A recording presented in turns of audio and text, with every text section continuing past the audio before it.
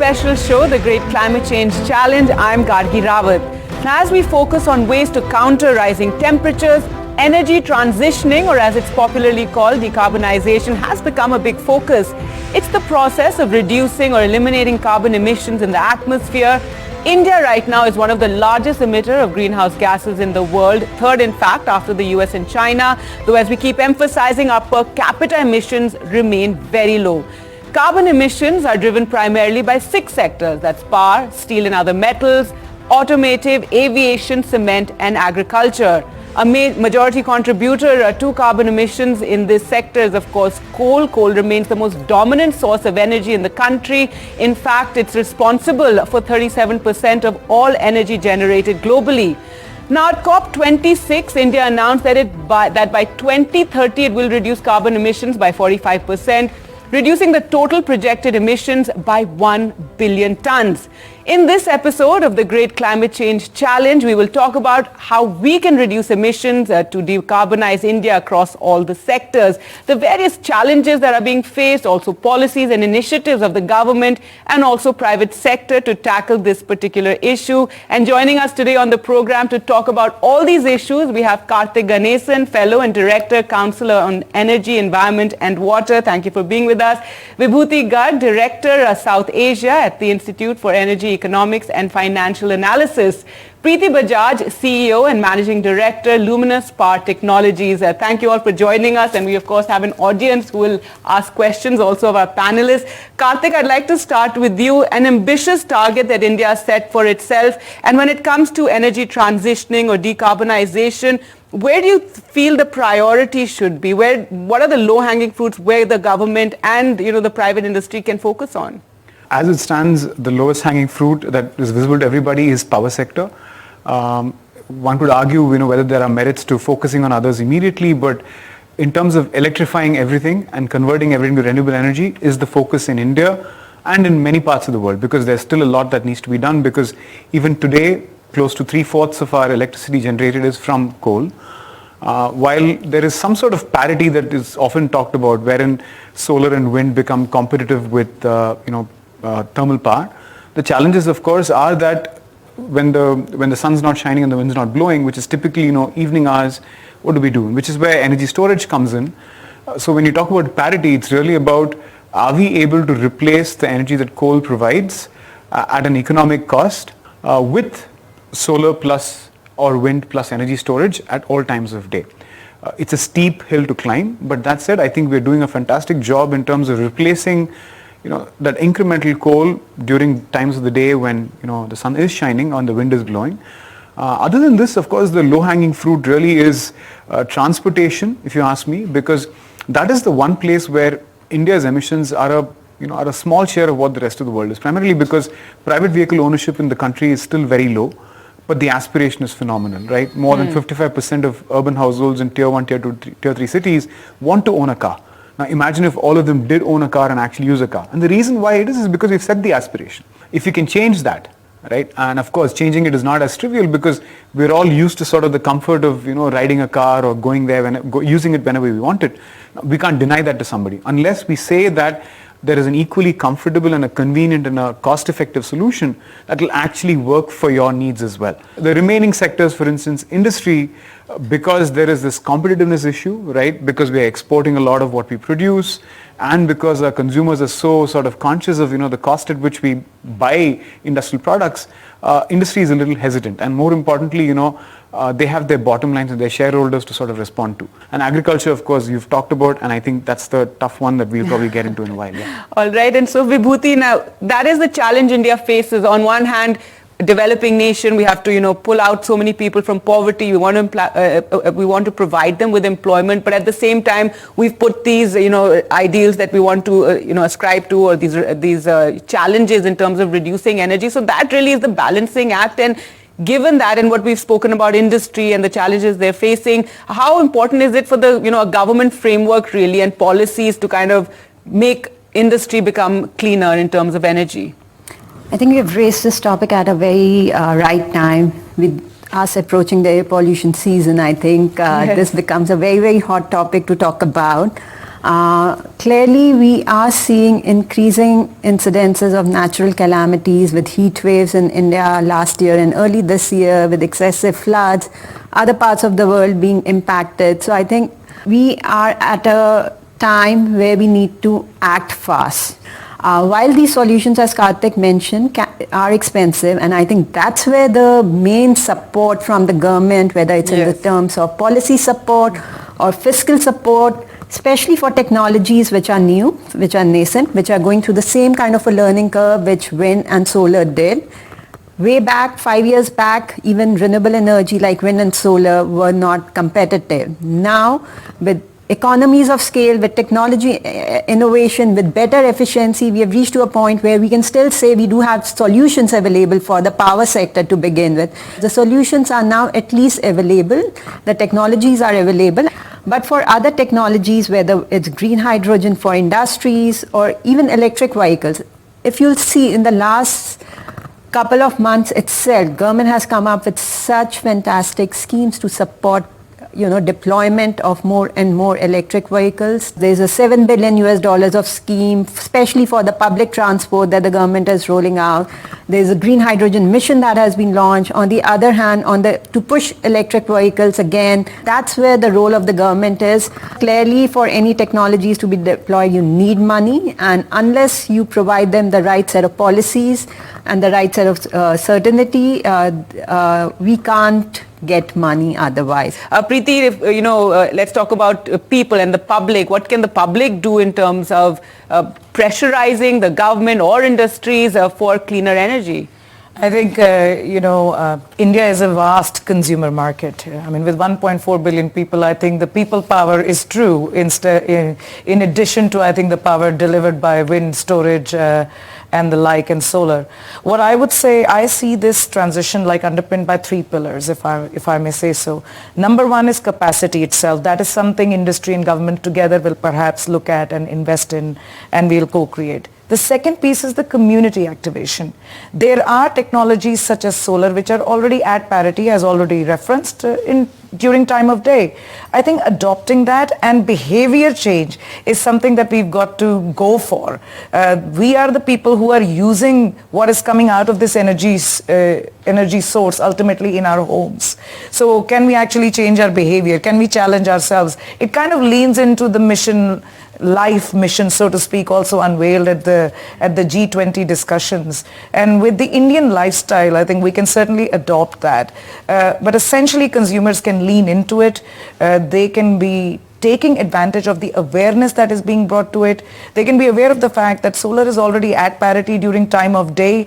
They can understand that there are energy sources which are quite circular in nature, albeit there can be other sources as well which are already used in our country, which essentially can bring you energy in the home at a very affordable cost. We use that as power backup today. We have 100 million homes in Luminous alone that are serviced in that way. So given that ability, I think the inflection point and the incumbency is upon the citizens of the nation to just lean in and adopt. And the more they adopt, the more private sector will invest to commercialize, and the more the cost will come down. It's kind of like a three-way triangle. Absolutely. We have to emphasize this cost coming down and how it can be economical. But also when we talk about, you have the central government putting out its policies, then you have each of the states, then you have the cities, then you have localities, municipalities, even local RWA. So Karthik, there's a need for at every level, it can't just be from the top. At every level, ground up, people need to realize this and adopt various clean energy means.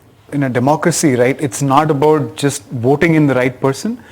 You ensure that you're asking your representative for solutions that actually make your life, less carbon intensive. For instance, if you take the example of public transit, right, how many people are actually sort of ensuring that last mile connectivity to their homes, which is the biggest challenge for most people to adopt, for instance, the metro or the bus, is, in a shape that they can actually, walk from their homes to there. If we don't ask for it, for instance, when a small, rain incident like the one that happened today is there in many localities, you pretty much can't even walk from your home to the nearest metro, which means that you're already considering an Uber or an auto ride. Now, if we actually had better development of our cities, and if we had the engagement of the political class, whether it's your, your city councillor or your local MLA or the MP, and ensure that these solutions are available, you're actually sort of actively participating in the system that is being put together for you. Whereas if you end up being a pure consumer of the decisions that are made on your behalf, then you're not actively shaping it. Which is why it's important. So one thing is, of course, to get buying products that are energy efficient and consuming clean energy, but the other is being part of the decision making. And I think here is where, over the course of the many decades now, the involvement of the citizen in the way decisions are made. For instance, back maybe in the 80s and 90s, I would say even slightly before that, you actually had to report the appliances that your home consumes so that the utility could actually plan for the expansion of capacity in your houses. Now, in some way, that was a responsibility because, you had to really work for the construction of that system. Today, you've got uninhibited growth of appliances because you don't have to tell anyone. Of course, technology can still inform you, but at the same time, you're not coordinating with the utility. You're not sort of letting them know. Listen from the young people. Any questions on this? Yes, go ahead.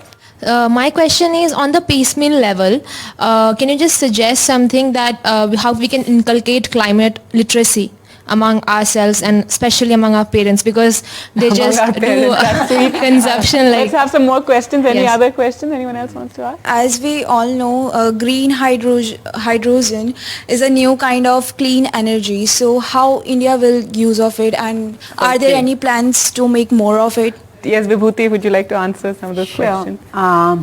Responding to the literacy part, I think it has to start right from, a child going to school. So thankfully, most of the schools now have some of these ideas, and unfortunately, it happens just before, the October kicks in when we start facing pollution. And this kind of problem could be more relevant for people in the northern part of India, not so much in the south, where they have for most of the year, very pleasant weather.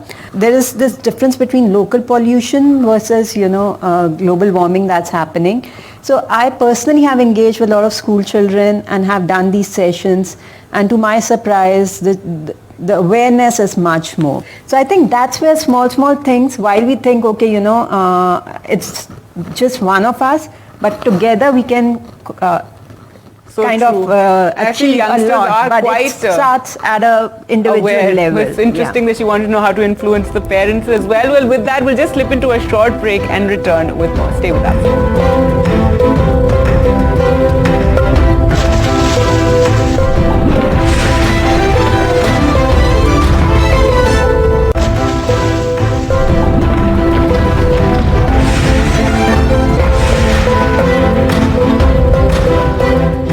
Welcome back to our special show on the Great Climate Change Challenge. India set its sight on becoming energy independent by 2047 and achieving net zero by 2070. Now, increasing renewable energy use across all economic spheres is central to India's energy transition. Don't forget, India has also doubled its energy usage over the last 20 years. So there are a range of solutions which are being looked at, be it solar power, biofuels, carbon capture and storage technologies, or greener alternatives such as green steel, green cement and green hydrogen. So let's focus on that. In fact, biofuels and green hydrogen are considered pivotal to this energy transition. And let's look at biofuels. The Ministry of Petroleum and Natural Gas started the ethanol blended program as far back as 2002.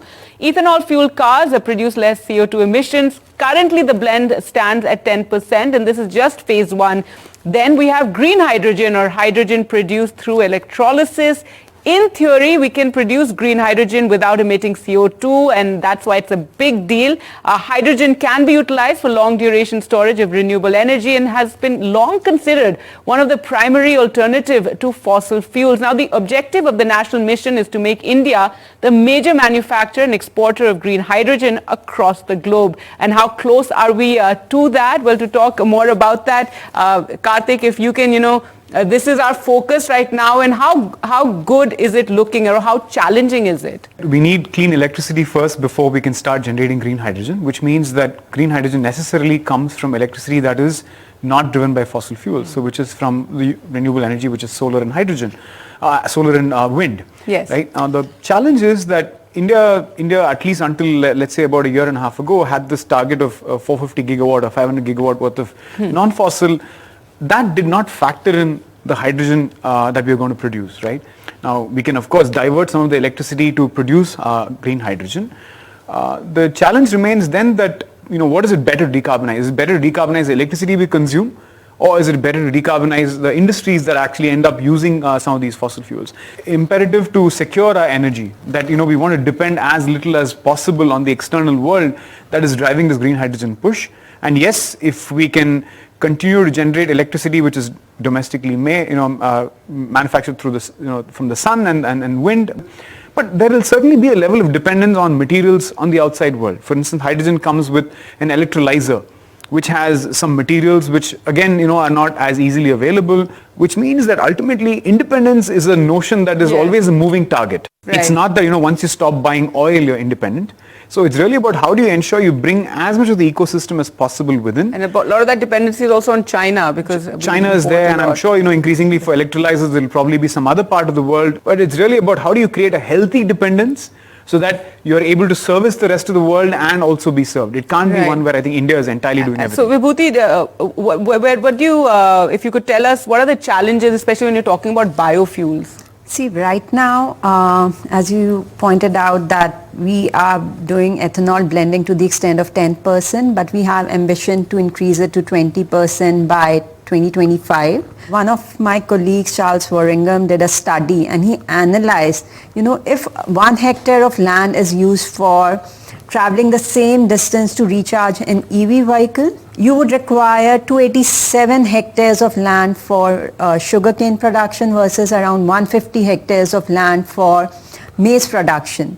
So India does not have that kind of a land. Most of our vehicles are petrol, and blending is reducing the pollution. Going forward, if we are keep gonna increase these targets, means more and more land has to be converted and shifted from food production to this it can come as the cost of food security. So I think that's a more balanced approach needs to be taken. Preeti, again, when we in these global forums, the COP discussions, when we ask the developed countries, we help us with the technologies and clean technologies. But within India, also the government, there's a focus that they need to help the private players come up with the better technologies and do more research on this. When we think about developing an ecosystem, we have to actually think about developing capability. So I think it is incumbent upon us to integrate as private sector as much as possible with the research folk to actually develop and ultimately look at line of sight of commercializing those technologies. Frankly, we produce the largest number of engineers in the world.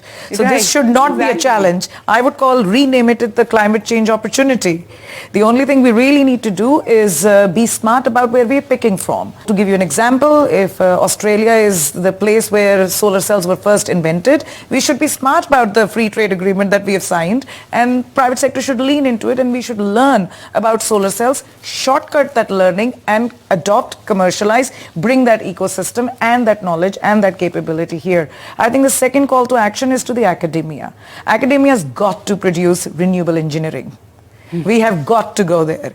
We are a country that has a massive mission. It is fueled by engineers. STEM education is a big strength of ours. Let's crystallize it and call it renewable engineering. But come on, if we have such a massive mission, this whole way of private and government working together and in the public, I think we have to take some risks together. I think it has to be a combination of both. Taking on from what Preeti said, right? It's a combination of both supply side and demand side solutions, right? We've discussed technological intervention, whether it's renewable energy, hydrogen, biofuels. All of this is trying to change what we consume, right? In terms of how much we consume, in terms of thinking about the way we design, whether it's our houses, whether it's our cities, the way we move. All of those have to be implicit. And in some ways you will see that a lot of solutions actually hark back to what we were doing in the past. So it doesn't necessarily mean that, progress has happened on all fronts. In certain ways, learning from what we did in the past, which was low resource intensive, low resource footprint, is also good for the future. I think considering all of those is very important. Let's not only look to technology for solution, but at the same time try and see how can we sort of really apply all the it has to be a combined effort. We're completely out of time. Thank you so much for joining us, and thank you to the young students here. And clearly it has to be a combined effort when we talk about decarbonization, government, private as well as citizens. Thank you all for watching. Goodbye.